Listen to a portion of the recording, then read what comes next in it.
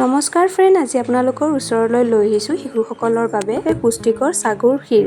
এয়া সাগু লৈ লৈছোঁ এবাটি, আধা কেজি লৈছোঁ আৰু সাগুখিনি মই এনেদৰে পানীত তিয়াই থৈ দিছোঁ 4-5 ঘণ্টা। তাৰপিছত সাগুখিনি যেতিয়া ফুলি উঠিছে মই এনেকুৱা এটা খৰাহিত ঢালি দিছোঁ ভালদৰে পানীখিনি শুকাই যাবলৈ। তাৰপিছতে মই এতিয়া লৈছোঁ এবাটি চেনি, তাৰপিছতে লৈছোঁ আধা লিটাৰ গাখীৰ, আপোনালোকে 1 লিটাৰো ল'ব পাৰে। তাৰপিছত লৈছোঁ ঘি আৰু কাজু কিচমিচ, দুটা ইলাইচি লৈছোঁ, আলমণ্ডছ লৈছোঁ আৰু এতিয়া মই কেৰাহী এখন এনেদৰে পাতি দিছোঁ, তাতে 2 চামুচ ঘি দি কাজুখিনি এনেদৰে ফ্ৰাই কৰি লৈছোঁ আৰু কাজু ফ্ৰাই হোৱাৰ পিছতে চেনি ঢালি দিলোঁ।